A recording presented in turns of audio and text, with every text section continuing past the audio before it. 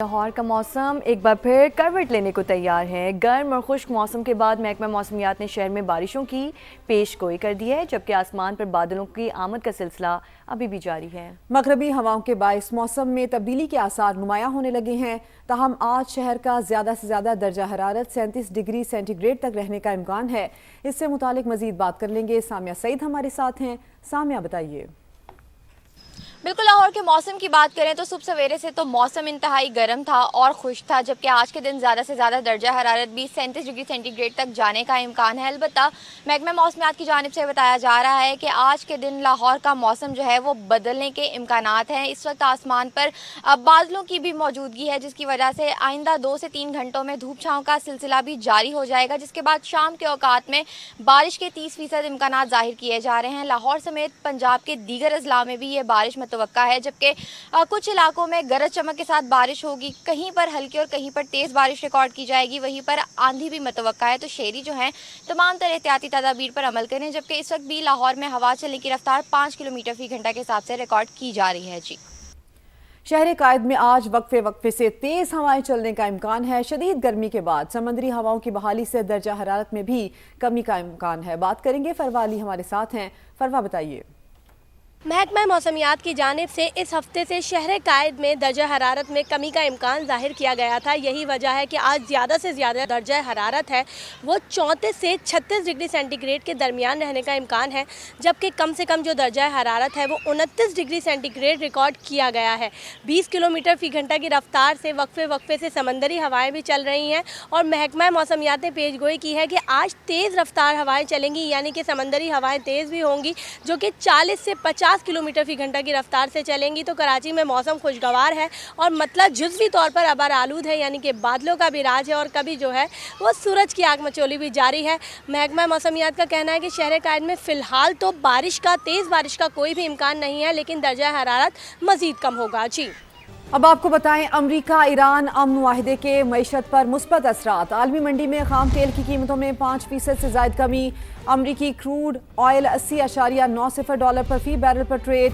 बरतानवी crude oil में 83.64 dollar पर फी barrel पर हो गई। ईरान अमरीका डील के बाद दुनिया भर की स्टॉक मार्केट्स में तेज़ी का रुझान है। जापान, जनूबी कोरिया, चीन, ताइवान, थाईलैंड, हांगकांग, ऑस्ट्रेलिया और न्यूजीलैंड की स्टॉक मार्केट्स में तेज़ी रही है, जबकि आलमी मंडी में कारोबार के आगाज़ पर सोने की कीमत 2.5% बढ़ी। कीमत 43,322 डॉलर पर फी औंस पर पहुंच गई है। गुज़श्ता चंद रोज़ के दौरान सोने की बुलंद तरीन सतह है। चांदी की फी औंस कीमत भी 17 डॉलर से तजावुज़ कर गई है।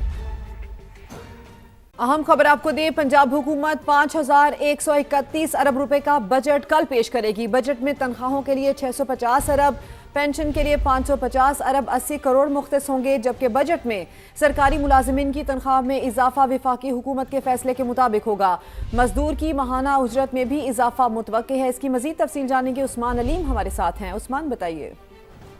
जी बिल्कुल, पंजाब बजट की मंजूरी के लिए काबीना इजलास तलब किया गया है, जिसमें माली साल 26-27 के बजट की मंजूरी दी जाएगी और कुल 5,131 अरब का बजट जो है वो पेश किया जाएगा। बजट में तनख्वाहों के लिए 650 अरब, पेंशन के लिए 505 अरब 80 करोड़ रुपए मुख्तस किए जाएंगे, जबकि समाजी तहफ़्फ़ुज़ के लिए 25 अरब, सुथरा पंजाब प्रोग्राम के लिए 150 अरब रुपए मुख्तस होंगे। इसी तरह ऑपरेशनल अखराजात के लिए 580 अरब 20 करोड़ रखने की तजवीज़ जो है वो दी गई है। दीगर सरमायाकारी प्रोग्राम जो है इनके लिए 221 अरब 90 करोड़ रुपए का बजट जो है वो रखने का कहा गया है, जबकि बैरूनी मुआवनत से जारी मंसूबों के लिए 54 अरब रुपए रखने की सिफारिशात की गई हैं। दीगर तरक्याती और सरमायाकारी अखराजात के लिए 570 अरब रुपए मुख्तस करने की तजवीज़ जो है वो भी शामिल है, जबकि सूबाई अखराजात के बाद सूबे के बाद 1,562 अरब 20 करोड़ रुपए का तरक्याती माली स्पेस जो है वो दस्तियाब होगा, जिसके तहत सेहत के जो मंसूबे हैं उनके लिए 680 अरब, मुफ्त अद्वियात के लिए 100 अरब और इस समेत जो तालीम है उसके लिए पंजाब हुकूमत 900 अरब रुपए से ज़ायद का तरक्याती बजट जो है वो पेश करेगी। जी, तफसील बताने के लिए आपका शुक्रिया Usman Aleem.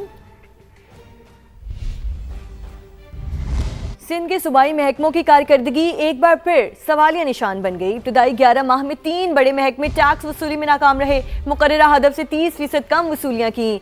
Sindh revenue board of revenue महकमा एक्साइज का मजमूई टैक्स वसूली का हदफ 671 अरब रुपए था। जुलाई से मई तक मजमूई तौर पर 466 अरब रुपए वसूल किए। महकमों को हदफ पूरा करने के लिए जून में 205 अरब मजीद वसूल करना होंगे।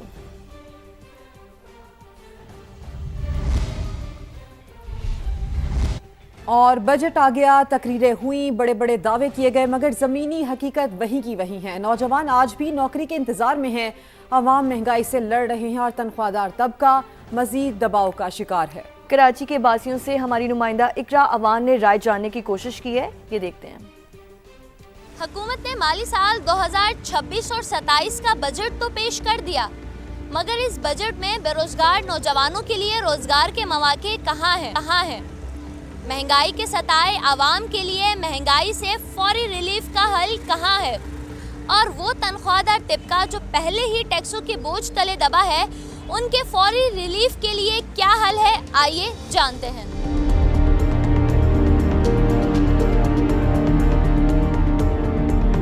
हमारा मुल्क फिर मजदूरी बना सकता है और वो दूसरों के मुल्कों में जाते हैं फिर कमाने के लिए।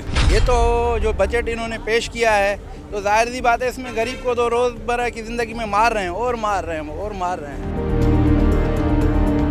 इस गवर्नमेंट से हमें कोई तवक्का नहीं कि ये जो ना आवाम को रिलीफ देगी, गरीब तबके को रिलीफ देगी। 15-20 हज़ार रुपये किराया है, फिर उसके अलावा बिल है, फिर बच्चों के फीस है, फिर राशन का है, तो 40 हज़ार रुपये में कैसे घर चलेगा? घर नहीं चलेगा 40 हज़ार रुपये में। महंगाई में गरीब पिस रहा है, कहाँ से बनाएगा नौजवान? तालीम भी और महंगी होती जाएगी, गरीब का बच्चा तो तालीम भी नहीं हासिल कर सकेगा, कुछ भी नहीं। ये तो गवर्नमेंट के पे स्केल पे 40 हज़ार है ना, वरना प्राइवेट कंपनी में यहाँ तो है ही नहीं 40 हज़ार। ना कोई पूछता कि भाई कौन सा दुकानदार 40 दे रहा है, कौन सा नहीं दे रहा है 40। एक बंदा सारा दिन कमा के 1000 रुपये नहीं कमा सकता है, तो बीवी बच्चे कैसे पालेंगे? बजट आया, तकरीरें हुई और दावे बढ़े, मगर नौजवान अब भी रोजगार तलाश कर रहे हैं। आवाम महंगाई से लड़ रहे हैं और तनख्वाहदार तबका अब भी टैक्सों के हिसाब किताब में उलझा हुआ है। कैमरामैन इमरान खान के साथ इकरा अवान, समा, कराची। बजट के अगले रोज स्टॉक मार्केट में नुमाया तेजी का रुझान बरकरार। 100 इंडेक्स 3676 पॉइंट्स बढ़कर 1,76,076 पॉइंट्स पर ट्रेड कर रहा है। मज़ीद जानेंगे रिजवान आलम से। रिजवान आलम, बताइए आज के मार्केट। बिल्कुल, देखिए आज स्टॉक एक्सचेंज में कारोबार का आगाज़ ही 4,414 पॉइंट्स की तेज़ी के साथ हुआ था और एक मौके पर मार्केट में 4,500 से ज़ायद पॉइंट्स की तेज़ी भी देखी गई।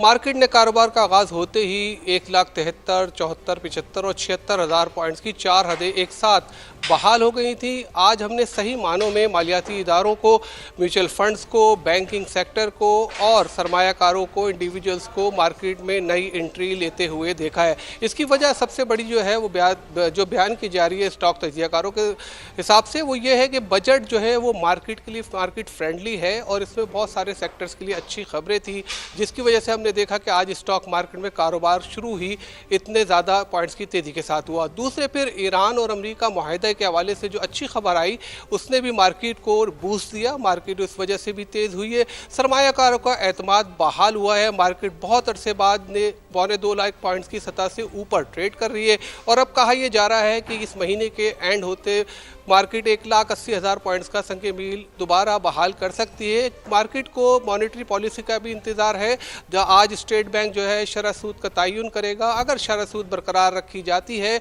तो मार्केट में इसका एक और मजबूत असर पड़ेगा और नई रैली बनती हुई हम देखेंगे, ऐसा कहना है स्टॉक तजियाकारों का। इस वक्त मार्केट में करंट क्या सूरत हाल है, मैं अपने कैमरामैन राशिद साहब से कहूँगा कि वो हमारे नाजरीन को मेन ट्रेडिंग हॉल का बोर्ड दिखाएं। देखें 3,748 पॉइंट्स की तेज़ी इस वक्त भी मार्केट दिखा रही है और 100 इंडेक्स 1,76,147 पॉइंट्स पर जो है वो ट्रेड कर रहा है। आज स्टॉक मार्केट में एक नई कंपनी भी लिस्ट हुई है, चाइनीज़ और पाकिस्तानी मुश्तरका जो सरमायाकारों की जो कंपनी है SLM, उसके आज शेयर नए ट्रेड हुए और इंतहाई कारोबार के आगाज में ही आज तेजी का रुझान बरकरार रहा। सईद रिजवान आलम इस हवाले से अपडेट कर रहे थे आप। और